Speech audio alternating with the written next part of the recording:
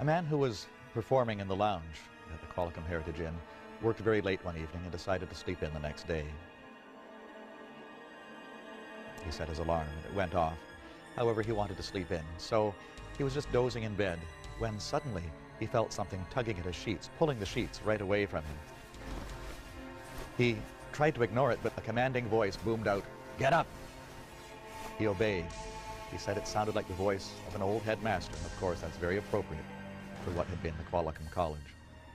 My name is Mike Smollenberg. I'm the sales manager here at the Qualicum Heritage Inn. I was doing the night audit at the desk because I had this feeling that something was watching me. So when I glanced up at this painting, and it was watching. So I moved to one side of the desk. The eyes followed me all the way to I moved to the other side of the desk. The eyes again followed me. This kind of was a little freaky towards me, but I still wanted to, I was kind of intrigued by this. I got out from behind the desk and came out into the lobby area.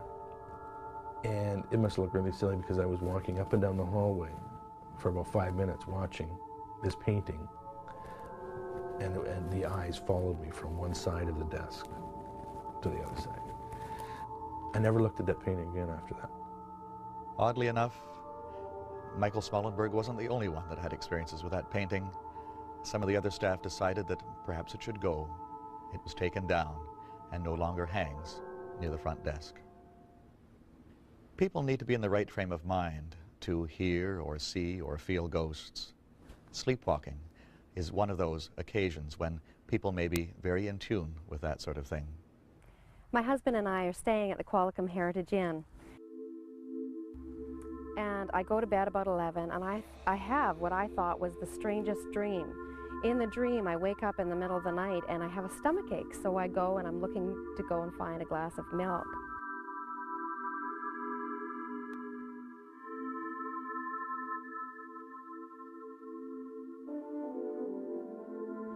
So I'm wandering through the corridors, and I come up a set of stairs and I meet up with a small boy. He couldn't have been more than 6 or 7 years old. And he walked right up to me and looked at me, and then walked right past me, and I followed him.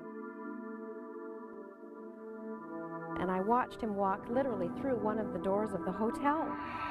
I opened the door of the hotel and I walk in, and out of the corner of my eye I can see the little boy disappear and see very clearly what's inside. There was a bed with a coverlet, there was an armoire and a fireplace. So I go out of the room and I continue on. The next morning I woke up my husband and I told him about this strange, incredible experience that I'd have with this dream. And he stopped me and he told me something that just chilled me to the bone. He said that at 3 o'clock in the morning he'd got a call from the front desk clerk of the hotel, and they'd asked him to go and find his wife, who was sleepwalking out and about through the hotel that night. When we came down and talked to the front desk, the manager, I was telling her about my strange experience and how we'd been in this room and the little boy that I'd seen.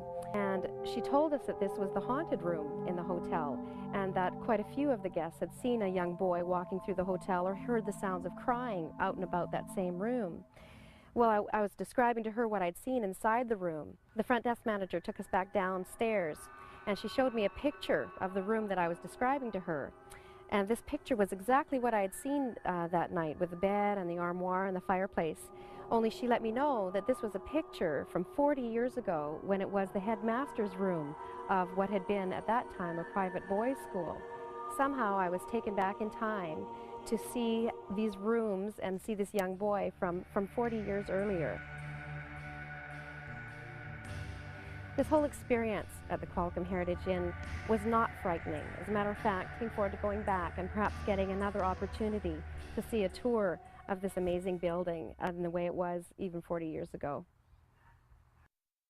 Sleepwalking involves essentially a dream state, and if you woke up from a dream and said, I dreamt that I just won $1 million and I'm moving to Rome to visit the Pope, people would smile and say, wow, an interesting dream.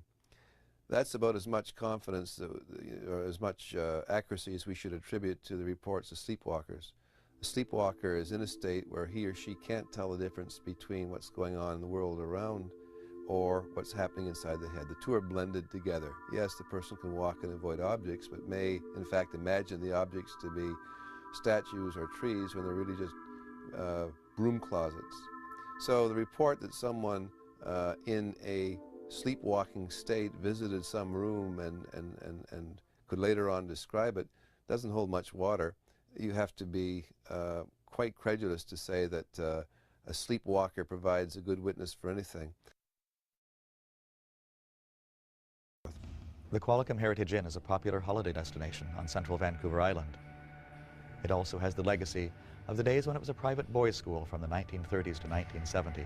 Some of the students who attended the Qualicum College years ago seem to be there still, just wandering the hallways and carrying out their schoolboy daily activities and pranks, just as they did a long time ago.